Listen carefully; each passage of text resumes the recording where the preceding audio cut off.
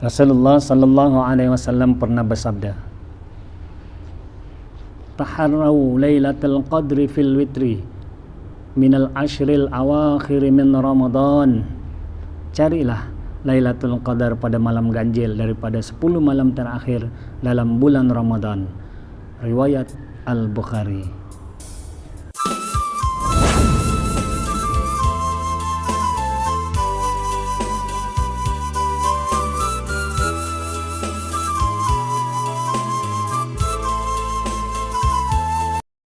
Assalamualaikum warahmatullahi ta'ala wabarakatuh. Alhamdulillahirabbil alamin, wassalatu wassalamu ala asyrafil anbiya wal mursalin wa ala alihi wa sahbihi ajmain. Rabbi shrah li sadri wa yassir li amri wahlul 'uqdatam min lisani yafqahu qawli. Subhanaka la ilma lana illa ma 'allamtana innaka antal alimul hakim. La haula wa la quwwata illa billahil aliyyil azim. Amma ba'd. Bismillahirrahmanirrahim. Apa khabar tuan-tuan, puan-puan, ibu-ibu, bapa-bapa, abang-abang, kakak, adik-adik, seluruh sidang pendengar yang dikasihi sekalian. Alhamdulillah. Terlebih dahulu marilah kita sama-sama memanjatkan setinggi-tinggi kesyukuran kita kepada Allah Subhanahu wa taala. Tuhan yang maha merahmati itu, Tuhan yang maha pengampun, Tuhan yang maha pengasih, maha penyayang, Tuhan yang maha pemberi rezeki kepada kita itu, ya. Kerana apa? Kali ini dalam sedar tak sedar kita sudah berada di dalam bulan Ramadan tahun 1443 Hijriah.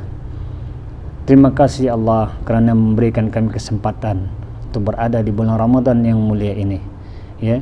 Kerana begitu ramai hamba-Mu yang tidak sempat, yang tak dapat menikmati bulan Ramadan. Bahkan ada yang sudah berada dalam bulan Ramadan tapi mereka pergi di dalam bulan yang mulia ini. Terima kasih kerana masih memanjangkan umur kami. Moga-moga dapat kami isi Ramadan yang mulia ini, sepanjang Ramadan ini, dengan amal bakti kepadamu, dan moga-moga Engkau limpahkan rahmat-Mu, pengampunan-Mu kepada kami. Selawat dan salam ke atas junjungan besar Nabi Muhammad sallallahu alaihi wasallam. Kerananya lah, kerana kesungguhan-Mu lah wahai Rasul, kami mendapat iman dan Islam, dan kami mendapat nikmat Ramadan. Terima kasih wahai Rasulullah sallallahu alaihi wasallam. Allahumma salli wa sallim wa barik ala sayidina Muhammadin al-Fatih lima ughliqa wal khatim lima sabaq wan nasiril haqqi bil haqq wal hadi ila siratikal mustaqim sallallahu alaihi wa ala alihi wa sahbihi qadri miqdaril azim. Alhamdulillah. Saudara-saudari yang dikasihi sekalian, selamat menjalani ibadah puasa, ya. Salam Ramadan. Kali ini kita bertemu lagi di siri kuliah ini, dan kali ini kita nak membincangkan tentang bagaimana, kerana kita dah berada di dalam bulan Ramadan, rakaman video ni pun saya buat dalam bulan Ramadan. Kita berada dalam bulan Ramadan, jadi mari kita sama-sama menambah ilmu. Kalaupun kita dah tahu, mentahqiqkan ilmu kita. Ya, kalau belum, ini ilmu baru bagi kita, amalkanlah. Ya, kita berkongsi, berbincang bersama bagaimana cara untuk mendapatkan malam Lailatul Qadar mengikut kaedah para ulama yang muktabar. Ya, saudara-saudari yang dikasihi sekalian, sebagaimana yang kita maklum di dalam surah Al-Baqarah, Allah SWT berfirman, A'udzu billahi minasyaitonir rajim. Ya ayyuhalladzina amanu kutiba alaikumus siyamu kama kutiba alal ladzina min qablikum la'allakum tattaqun. Wahai orang-orang yang beriman, diwajibkan atas kamu berpuasa sebagaimana diwajibkan atas orang-orang yang terdahulu daripada kamu, supaya kamu bertakwa. Jadi dalam ayat ini Allah SWT bagi tahu kita diwajibkan berpuasa kerana sebelum kita, umat-umat terdahulu pun juga telah diperintahkan berpuasa. Tiada lain tujuan dia untuk kita bertakwa. Jadi dalam puasa kali ini jatuhnya dalam bulan Ramadan. Dalam bulan Ramadan itu pula Allah datangkan 1000 bulan, ya. 1000 bulan artinya pahala ibadah itu lebih daripada 1000 bulan. Rasulullah sallallahu alaihi wasallam bersabda dalam sebuah hadis yang maksudnya, barang siapa yang berpuasa pada bulan Ramadan, dengan keadaan beriman dan mengharapkan keridaan Allah Subhanahu wa taala, diampuni dosa-dosanya yang telah lalu dan yang akan datang. Allah, hebatnya Ramadan. Ya, marilah kita beribadah sungguh-sungguh kerana Allah akan diampunkan dosa kita yang telah lalu dan dosa yang akan datang pun, yang mungkin kita akan terbuat akan datang, awal-awal Allah ampunkan. Bertuahnya kita jadi umat Muhammad, ya. Kemudian ada lagi di hadis yang lain Rasulullah SAW bersabda, jika datang malam pertama bulan Ramadan, dibukalah semua pintu-pintu syurga dan ditutup pintu-pintu neraka. Lalu Allah SWT memerintahkan malaikat untuk menyampaikan seruan, wahai orang-orang yang mencari kebaikan, menghadaplah pada malam ini. Hai orang-orang yang melakukan kejahatan, hentikanlah perbuatan kalian. Siapa yang meminta ampun akan diampuni dosa-dosanya. Sesiapa yang meminta akan dikabulkan permintaannya, dan sesiapa yang bertaubat akan diterima taubatnya. Begitulah setiap malam sehingga terbit fajar. Lalu pada malam Aidilfitri, Allah SWT membebaskan ribuan hambanya yang seharusnya mendapat azab. Itulah hadis itu, ya Allah, hebatnya. Ya, bulan Ramadan dibuka 8 pintu syurga tu, semua dibuka seluas-luasnya. Ditutup 7 pintu-pintu neraka tu, ya Allah. Artinya Allah tak mau ada orang masuk neraka di dalam Ramadan ini, ya. Dan kalau boleh Allah mau kita semua masuk ke syurga kerana diampuni. Allah perintahkan malaikat berseru, wahai orang yang menginginkan kebaikan, berhadaplah pada malam ini. Makna bangunlah malam.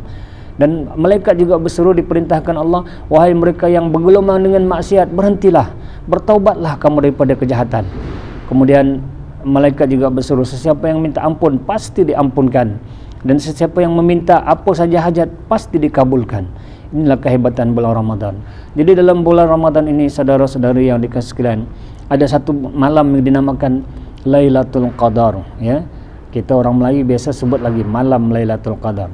Laila itu malam lah dalam bahasa Arab, tapi kita lebih sinonim dalam bahasa Melayu, kita sebut malam Lailatul Qadar, ya, malam Al-Qadar. Malam Al-Qadar adalah malam yang paling mulia, semulia-mulia malam, kerana Allah Subhanahu wa taala juga berfirman di dalam Al-Quran, surah Al-Qadr, Bismillahirrahmanirrahim, Inna anzalnahu fi lailatul qadr wa ma adraka ma lailatul qadr. Lailatul qadr khairum min alfi syahr. Tanazzalul malaikatu waruhu fiha biizni rabbihim min kulli amr. Salamun hiya hatta matla'il fajr. Sadaqallahul azim. Artinya, dengan nama Allah yang Maha Pemurah lagi Maha Penyayang, sesungguhnya kami telah menurunkan yakni Al-Quran pada malam Al-Qadar. Dan tahukah kamu apakah malam Al-Qadar itu? Yaitu malam kemuliaan itu lebih baik dari 1000 bulan. Pada malam itu turun para malaikat dan roh, yakni Jibril dengan izin Tuhannya untuk mengatur semua urusan. Sejahteralah malam itu sampai terbit fajar. Jadi saudara-saudari yang dikasihi sekalian, sebelum Allah mengabulkan, ya, tentang malam 1000 bulan ini, lebih baik daripada 1000 bulan ini, satu ketika Ibnu Abbas radhiyallahu anhu meriwayatkan, katanya Rasulullah SAW pernah bercerita dengan mereka, ya, bahawa Rasulullah SAW pernah bercerita bahawa baginda mendapat wahyu daripada Allah Subhanahu wa taala tentang seorang lelaki Bani Israel yang berjihad di jalan Allah selama 1000 bulan, ya, tanpa henti. Rasulullah SAW sangat kagum mendengar berita ini, ya. Diwahyukan pada Rasulullah bahawa ada seorang pemuda Bani Israel, dia berjihad di jalan Allah 1000 bulan tanpa henti, ya. Lalu baginda rasa kagum, kemudian baginda Rasulullah SAW berdoa, Tuhanku, Engkau telah menjadikan umatku orang-orang yang pendek usianya, pendek umurnya dan sedikit amalannya. Jadi Kemudian Allah SWT memberikan keutamaan kepada Rasulullah sallallahu alaihi wasallam dengan memberikan Lailatul Qadar, malam Al-Qadar, malam Lailatul Qadar, yang nilainya lebih baik daripada 1000 bulan yang digunakan oleh seorang lelaki Bani Israel. Tahukah kita, seorang lelaki Bani Israel ini yang berjihad tanpa henti selama 1000 bulan ini, namanya disebut dalam sebuah kitab Mukasyyafatul Qulub. Ya, dikatakan nama lelaki Bani Israel itu ialah Sam'un Al-Ghazi. Ya, Sam'un Al-Ghazi ini dia berperang melawan kaum kafir selama 1000 bulan tanpa henti. Jadi dia dapat pahala jihad itu 1000 bulan tanpa henti. Sehingga dengan itu Rasulullah kagum dan Rasulullah minta juga, moga-moga umatnya yang pendek umur ini dapat pahala lebih 1000 bulan tanpa henti, ya, pahala berjihad 1000 bulan tanpa henti. Jadi Sam'un ni dia orang yang kuat. Allah bagi dia kekuatan, kegagahan, dia dan berani, dan kekuatan dia luar biasa. Sehingga musuh-musuh orang kufar, orang musyrikin ketika itu ketakutan, tidak berani melawan Sam'un Al-Ghazi ini. Maka dia menegakkan agama Allah, menegakkan akidah Allah, berjuang selama 1000 bulan, ya, dengan kekuatan, dengan tenaganya. Tapi orang kafir tidak duduk diam. Diceritakan oleh Rasulullah dalam kitab Mukasyyafatul Qulub, diceritakan orang kafir tak duduk diam, mereka mendatangi isteri Sam'un. Artinya senang cerita, isteri Sam'un khianat di sini, ya, khianat kepada suami sendiri. Kerana apa? Kerana bila kaum kafir, kaum kufar menemui isteri Sam'un, mereka memujuk isteri Sam'un, memujuk bahawa mereka akan berikan hadiah yang berupa perhiasan emas permata kepada isteri Sam'un kalau isteri Sam'un berjaya mengikat suaminya. Jadi menurut perkiraan mereka, Sam'un dapat ditangkap dengan mudah jika dalam keadaan terikat. Maka pada suatu malam ketika Sam'un sedang tidur, secara diam-diam istrinya mengikat tubuhnya, mengikat tangan dan kakinya. Ya, diikat tangan dan kaki Sam'un ini dengan tali. Bila Sam'un terjaga je, dia terkejut, tangan dan kakinya diikat. Tetapi dengan mudah dia boleh memutuskan tali-tali itu kerana dia seorang yang kuat, yang gagah, dan itulah kelebihannya. Lalu dia bertanya kepada istrinya, "Wahai istriku, apakah maksudmu berbuat demikian kepadaku?" Sebab yang mengikat itu istrinya. Maka istrinya pun memberi jawapan, "Aku hanya ingin menguji kekuatanmu, wahai suamiku." Isteri dia pandai berdalih. Maka tak apa, bila mendengar cerita ini, kaum kafir tadi tidak puas hati. Mereka memujuk lagi isteri Sam'un dan berkata kalau dia berjaya mengikat Sam'un, dia akan diberi perhiasan emas dan permata. Kali ini orang kafir memberikan rantai besi kepada isteri Sam'un. Maka ketika Sam'un tidur, sama juga isteri Sam'un tadi telah mengikat tangan dan kaki dan seluruh tubuh Sam'un ini dengan rantai besi. Bila Sam'un terjaga saja, dengan mudah juga seperti mana biasa dia dapat memutuskan segala rantai besi yang mengikat tubuhnya. Ya, dalam keadaan itu orang kaum kafir pun kebingungan. Mereka tak tahu nak buat macam mana sebab begitu gagahnya Sam'un. Ya, akhirnya datanglah mereka kaum kafir di zaman itu, di zaman Bani Israel itu didatangi oleh Iblis laknatullah alaihi. Iblis laknatullah mendatangi kaum kafir lalu berkata kepada mereka agar memerintahkan isteri Sam'un. Ya, Iblis bagi idea agar kepada orang kafir memberitahu kepada isteri Sam'un supaya bertanya. Tanya sendiri kepada Sam'un, apakah kelemahan dia? Apakah kelemahan Sam'un?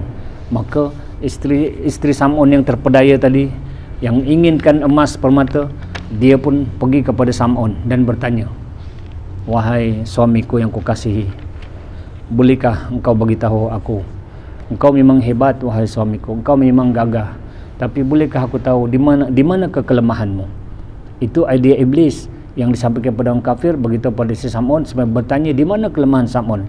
Mula-mula dipujuk, Sam'un tidak memberitahu. Akhirnya pujuk dan dia mengasihi istrinya. Dia pun menyatakan kepada istrinya bahawa kelemahannya ialah berada di atas kepalanya. Sam'un berkata, kelemahan aku berada di atas kepalaku, iaitu di atas jambul, di atas 8 jambul di kepalaku. Artinya, maknanya Sam'un ketika itu berambut panjang dan ada jambul, berikat 8 jambul di atas kepalanya, dan itulah rahsia kekuatannya dan kelemahannya. Maknanya di jambul itulah. Jadi suatu ketika sedang Sam'un tengah lena tidur, istrinya tadi yang terpedaya dengan kaum kafir memotong 8 jambul Sam'un tadi. Selepas itu digunakan jambul itu untuk mengikat tangan dan kaki Sam'un. 4 jambul mengikat tangan dan 4 jambul lagi mengikat kaki. Maka ketika Sam'un terjaga dari tidur, dia terlihat dia sedang diikat dengan jambulnya, dengan rambutnya sendiri, maka dia tidak dapat melepaskan diri daripada ikatan jambulnya, kerana dia beritahu itulah kelemahan Sam'un. Maka dengan sebab itu mudahlah orang kafir. Hanya orang kafir telah menangkap Sam'un, menyiksa Sam'un, dipotong bibirnya dan dipotong telinganya, dan dia diikat pada satu tiang yang besar dan tinggi, digantung, diikat pada satu tiang yang besar dan tinggi. Sam'un tadi dalam keadaan telinganya dipotong, kiri kanan bibirnya dipotong. Maka Sam'un dalam keadaan seperti itu, akhirnya dia bermunajat kepada Allah. Dalam keadaan terikat itu Sam'un bermunajat, ya Allah, ya Tuhanku, bantulah aku, berilah aku kekuatan untuk melepaskan diri daripada ikatan orang kafir ini. Dengan izin Allah, doa Sam'un dimakbulkan. Maka Sam'un dapat melepaskan diri daripada ikatan tiang itu tadi. Dan kemudian Sam'un mengangkat, mencabut tiang itu, menghancurkan tiang itu, dan tiang itu jatuh dan tumbang, menimpa semua kaum-kaum kafir yang menyiksa Sam'un tadi. Maka matilah mereka semua. Yang mendengar cerita ini, Rasulullah bercerita pada sahabat, mendengar cerita ini, para sahabat semua kagum. Dan akhirnya sahabat bertanya, ya Rasulullah, dapatkah kami meraih pahala sebagaimana Sam'un, sebagaimana yang diperolehi oleh Sam'un, yaitu selama 1000 bulan berjihad? Maka Rasulullah SAW dengan nada yang sedih pun memberitahu, wahai sahabatku, aku sendiri tidak tahu, jawab Rasulullah. Kemudian Rasulullah SAW berdoa kepada Allah SWT, dan Allah telah mengabulkan doanya. Doa itu dikabulkan dan Allah telah memberikan malam Al-Qadar, seperti mana ayat yang kita baca tadi, malam 1000 bulan yang nilainya jauh lebih baik daripada 1000 bulan yang digunakan oleh Sam'un untuk berjihad di jalan Allah Subhanahu wa taala. Ya, malam Al-Qadar. Dalam bulan Ramadan ada satu malam Al-Qadar, ya, yang lebih baik daripada 1000 bulan. Jadi saudara-saudari yang dikasihi sekalian, kuliah kita pada kali ini kita nak bagaimana cara, bagaimana kaedah yang dinukilkan, yang dituliskan oleh para ulama muktabar dalam kitab-kitab mereka tentang cara mendapatkan malam Lailatul Qadar, bertemu dengan malam Lailatul Qadar. Moga-moga dengan panduan-panduan ini, dan kita yakin, kita sungguh-sungguh Allah akan makbulkan doa kita, kita akan dapat bertemu dengan malam Al-Qadar itu, malam Lailatul Qadar itu. Tapi sebelum itu, mari kita lihat tanda-tanda yang berlakunya malam itu, berlakunya malam Lailatul Qadar. Ya, tanda-tanda berlakunya malam Lailatul Qadar itu disebut juga dalam kitab dan disebut juga dalam beberapa hadis. Antara tanda yang pertama ialah sinaran matahari. Kalau berlaku malam ini, contoh malam ini berlaku malam Lailatul Qadar, besok paginya sinaran matahari tidak kuat. Ini berdasarkan sebuah hadis. Rasulullah sallallahu alaihi wasallam pernah bersabda, inna syamsa sabihataha laisa laha syu'aun, yang artinya sesungguhnya cahaya matahari pada paginya tidak kuat cahaya padanya, ya, cahaya matahari pada paginya tidak kuat cahaya padanya, yakni kelihatan putih cerah, tidak banyak sinaran. Hadis ini riwayat Tirmizi. Jadi ini antara tanda yang kuat, tanda yang benar yang disebut oleh Rasulullah. Kalau pagi-pagi itu kita bangun lepas subuh, lepas kita sahur, kita melihat matahari itu tidak begitu panas, ya, dia tidak, cahayanya tidak kuat tapi dia putih, maka malam tadi itu telah berlaku Lailatul Qadar. Itu tanda yang pertama. Disebut juga dalam kitab Sairus Salikin, disebut dalam kitab Jam'ul Fawaid, disebut juga dalam kitab Al-Majmu', ya. Kemudian ada juga disebut dalam kitab-kitab Melayu seperti Perukunan Sembahyang Melayu, ya. Itu tanda yang pertama tadi, sinaran matahari paginya tidak kuat. Yang kedua, kata ulama, rasa air laut menjadi tawar. Pergilah ke laut. Kalau berlakunya Lailatul Qadar, kita dah nampak cahaya matahari pagi itu tak berapa terang. Dia itu bukan, maksudnya tidak panas, dia cahayanya putih, sinarannya kurang. Ya, coba pergi ke laut, rasa air laut. Kalau air laut menjadi tawar, betul lah malam tadi telah berlaku Lailatul Qadar. Itu yang tanda yang kedua kata para ulama. Tanda yang ketiga, para malaikat bertawaf di Masjidil Haram di atas kepala manusia. Dan peristiwa ini dapat disaksikan oleh sebahagian salafus salih, dapat melihatnya di Kaabah di Makkah, ya. daripada sejak dulu dan sampai sekarang. Bertuahlah mereka yang ketika Ramadan berpuasa di Mekah sampai habis, dan kebetulan kalau mereka itu kalangan yang Allah singkap hijabnya, termasuk salafus salih, mereka dapat melihat malaikat bertawaf, malaikat bertawaf di Kaabah, ya. Dan setengah ulama berkata, kenapa pada pagi itu, kalau malam tadi berlaku Lailatul Qadar, pagi itu cahayanya tak kuat, maknanya cahayanya tidak begitu panas dan tidak sejuk putih, kerana kata para ulama, setengah ulama berkata, kerana ketika itu para malaikat turun ke bumi, dan ketika cahaya nak turun, ketika cahaya matahari nak terbit, ketika dia nak terbit pagi-pagi itu, cahayanya tidak sampai direct ke bumi, tidak terus ke bumi, kerana kata para ulama ditutupi oleh sayap-sayap, oleh kepak-kepak malaikat yang baru nak naik ke langit. Begitu ramai malaikat turun, seperti mana disebut tadi di dalam surah yang kita baca tadi, surah Al-Qadr, ya, malaikat itu turun malaikat ke bumi. Tapi selepas terbit fajar, mereka perlahan-lahan naik kembali ke langit. Maka kepak-kepak sayap para malaikat yang mereka buka itu menutupi cahaya matahari, sehingga bumi tidak begitu panas, cahayanya putih. Dan para malaikat, tuan-tuan, bukan macam kita manusia kecil-kecil, mereka besar, kepak mereka besar, hebat, ya. Allahu Akbar, dahsyatnya malam Lailatul Qadar kalau kita faham. Itu tanda yang keberapa? Yang ketiga. Yang pertama, sinar matahari tidak kuat. Yang kedua, rasa air laut menjadi tawar. Yang ketiga, para malaikat bertawaf di Masjidil Haram pada malam Lailatul Qadar. Yang keempat, kata ulama, pelepah tamar bersujud. Pelepah tamar, mana daun-daun tamar macam kelapa, pelepah kelapa, tapi di sana pelepah tamar kelihatan sujud ketika malam Lailatul Qadar. Jadi siapa yang duduk di kebun-kebun tamar, pokok-pokok tamar ni, boleh tengoklah insya-Allah, ya. Yang keempat, yang kelima, lelaki lumpuh boleh berjalan selepas berdoa. Allah. Jadi ini satu tamsilan, satu contoh memang pernah berlaku zaman dahulu. Seorang lelaki yang sedang lumpuh kakinya berdoa pada malam Lailatul Qadar.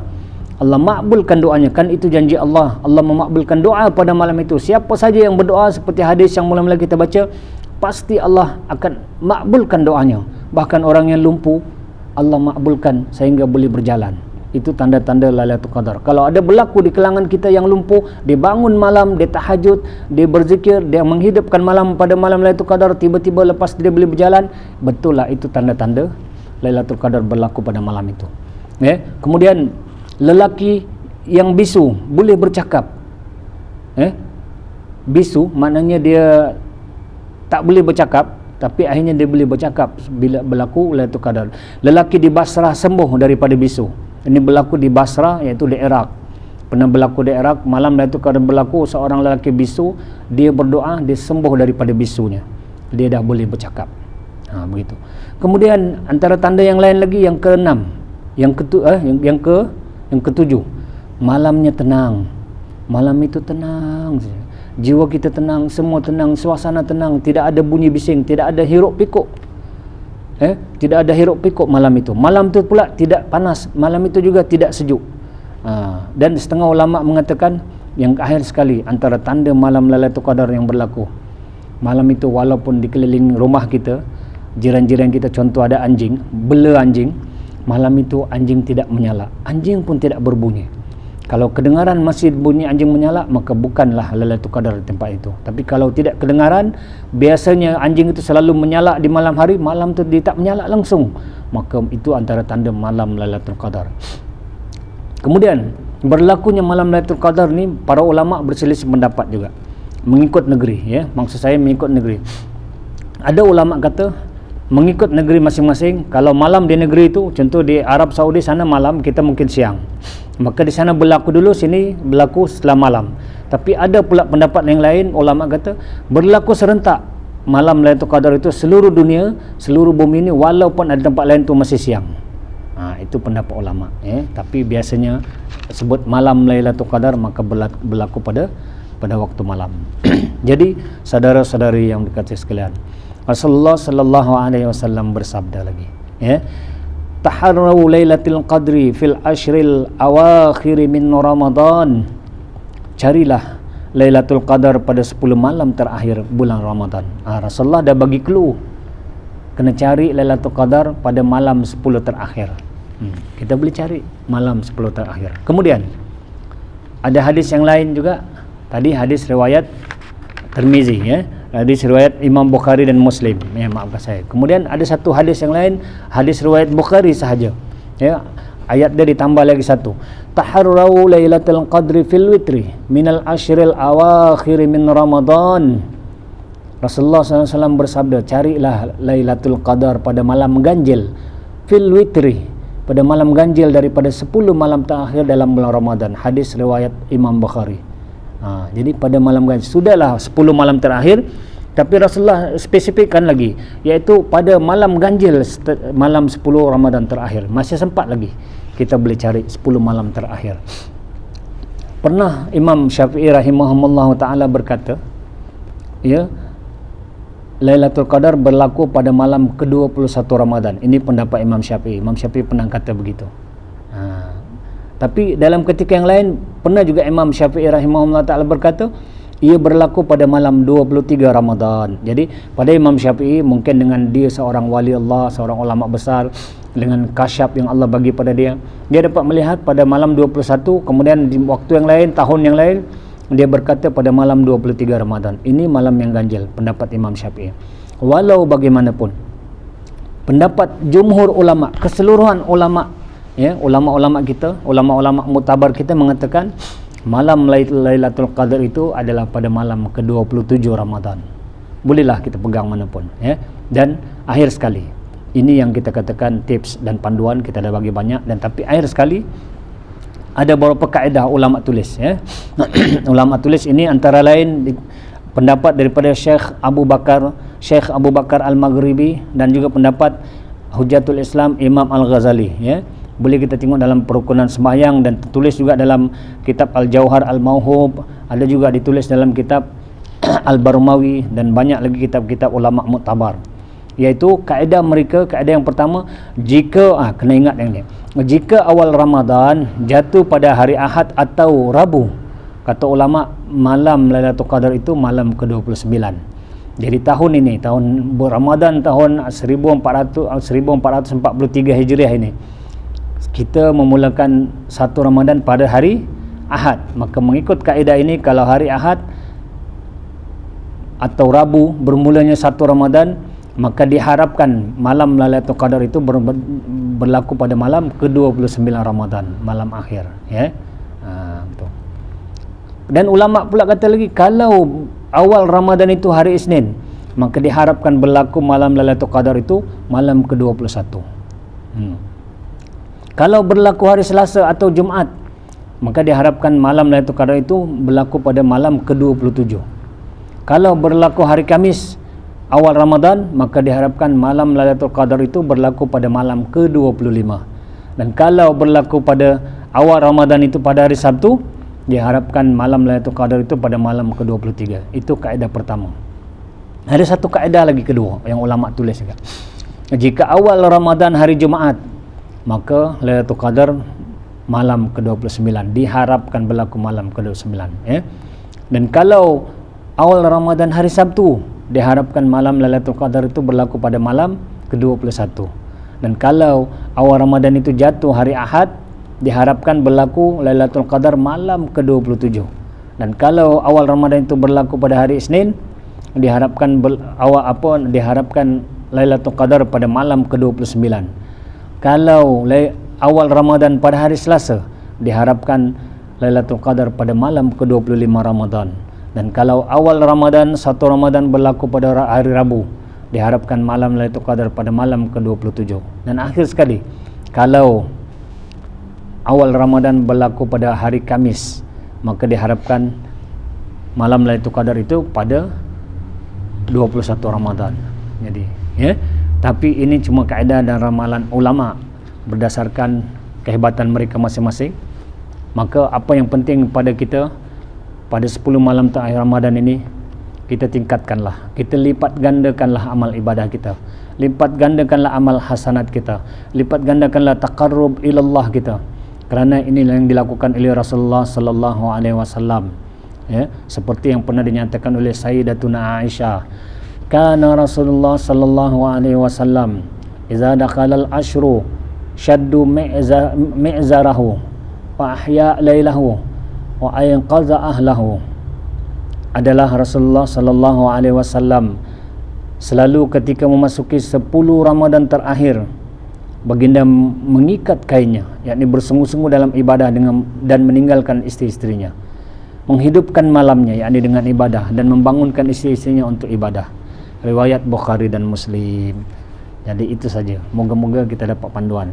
Kalau kita tak dapat paham, sila ulanglah rakaman ini berkali-kali dan catatlah, karena catatan itu adalah sekuat-kuat ingatan. Jadi itu saja daripada saya kali ini. Moga ada manfaatnya. Segala kelemahan, kesilapan itu adalah daripada kelemahan diri saya, kelemahan iman saya.